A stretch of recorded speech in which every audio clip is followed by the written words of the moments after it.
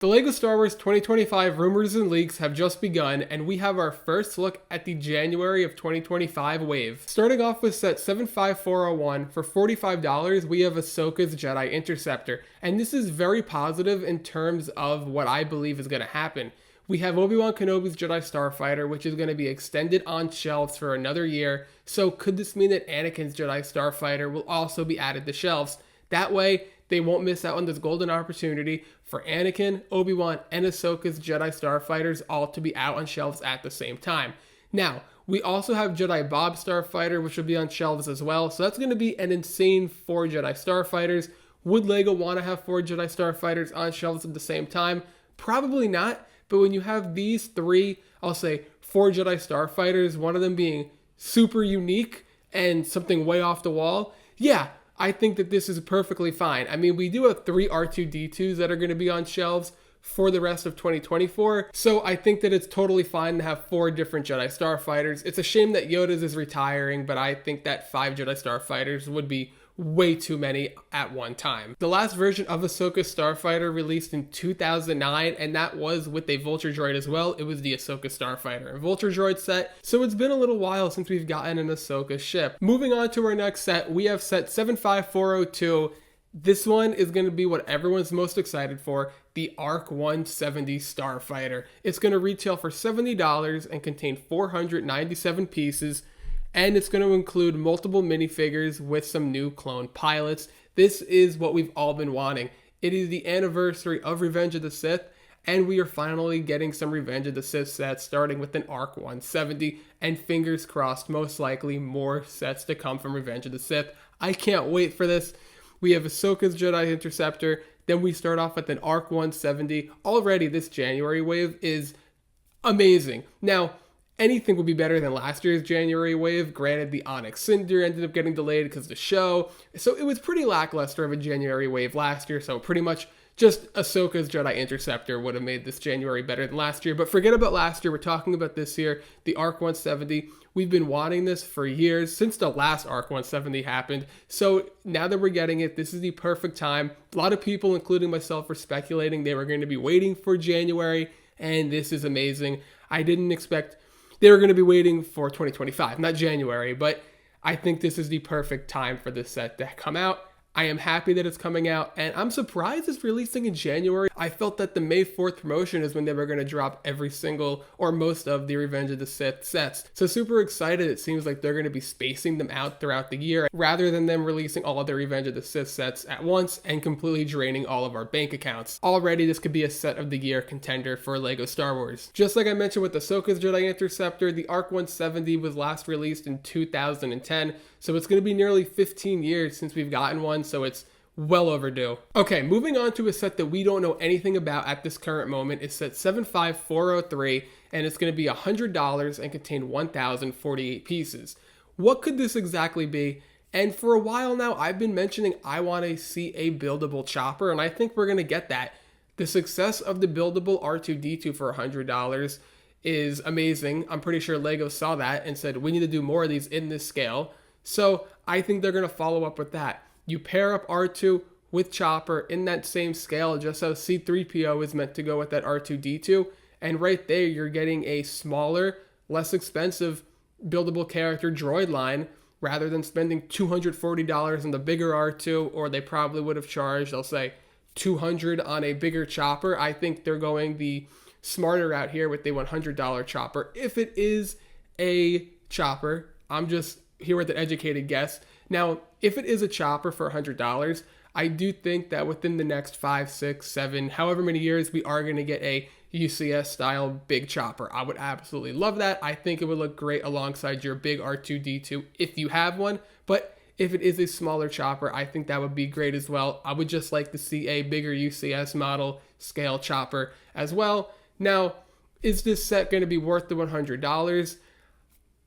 We have no idea because we don't know anything that's coming out about it so far, but there is no 25th anniversary minifig, which they did include in the smaller R2-D2. Now they probably will, assuming it is a chopper, They will probably include a minifig chopper, but is that going to make it $100? We have to wait for the final product. I'm here speculating that it's going to be chopper. We know nothing about it. It's just what makes the most sense at this current moment.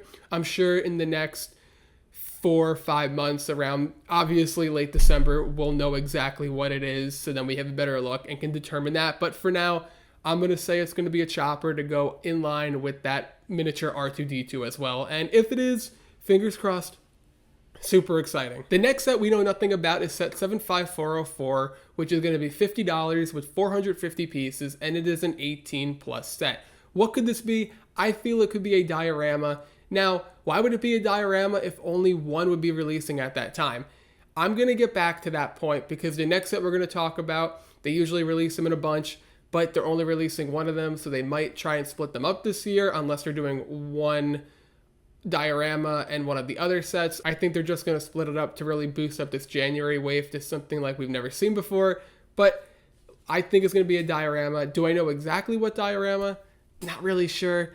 I want to say a Revenge of the Sith type diorama, but I feel they're going to save that for May the 4th promotion. I want to move on to set 75405 for $70 with 559 pieces, an 18 plus set. It's going to be a midi-scale home one. This is crazy. Not that it's a home one. Well, a little bit because it's a home one. I didn't expect that. I think it's more so because a midi-scale or Starship collection set is coming out completely separate from the others. Last year we had the Invisible Hand, the Millennium Falcon, and the Tantive 4 all released in the same time, and this year we have one that's releasing without the other two. Assuming there are 2 other Starship midi-scale collection sets releasing, that's why with my previous statements about a potential diorama, they might be releasing 2 of them separately. Not sure why, just an educated guess, because if a Starship Collection midi-scale set Home 1 would be releasing as a one-off without the other. This is why I previously mentioned that set 75404 could be a diorama, because if they're going to release a Starship Collection set without the other 1 or 2 that they were planning on releasing and splitting those up, they could easily do the same for dioramas. A unique move, a different strategy I didn't exactly see. I don't exactly see the vision in that. Maybe the year is just so jam-packed that they don't feel that they could release every set for dioramas or Starship collections at the same time because it will just overwhelm one specific month. I'm really not sure, but that's why I feel that 75404 would be a diorama. But moving on to set 75405, the Home 1, I still want to keep on talking about this. This is amazing, something that I didn't think we were going to see right now when it came to this type of set. I for sure thought that we were going to see an X-Wing and TIE Fighter way before we were going to see a Home 1 in this size, which is pretty crazy to know that they are not just going to be jamming more X-Wings and TIE Fighters in our face. I know they have the mashup that's coming to us, so I think it's more likely and probable that we'll see a X-Wing and TIE Fighter in 2026 for the Starship Collection, but I'm super happy that we know that we're still getting a Home 1. Now, who's saying we still can't get the X-Wing and TIE Fighter in the Starship Collection this year? Nobody. It can still very well happen, but I still think since it's the anniversary of Revenge of the Sith, I think another one of those Revenge of the Sith sets for the Starship Collection will be a Venator. I think it just makes the most sense. Probably a flagship Venator with the red bridge, or maybe they'll keep it the standard gray. I'm not sure, but I think that either or, just a Venator in general would be absolutely awesome, marketing it as a Revenge of the Sith set, which I think is what the direction that LEGO's going to go in as another May release. But we can never be too sure because these are all speculations right now. Nothing is confirmed or denied. I'm just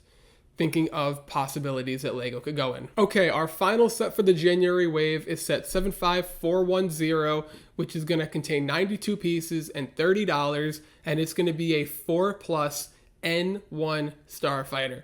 Interesting choice here with the 4+ set. I know we have a micro-scale set for this that's retiring. This is going to be based off the Mandalorian show, I would assume, and that's what I'm led to believe right now. So we can expect Mandalorian and Grogu to show up in yet another set.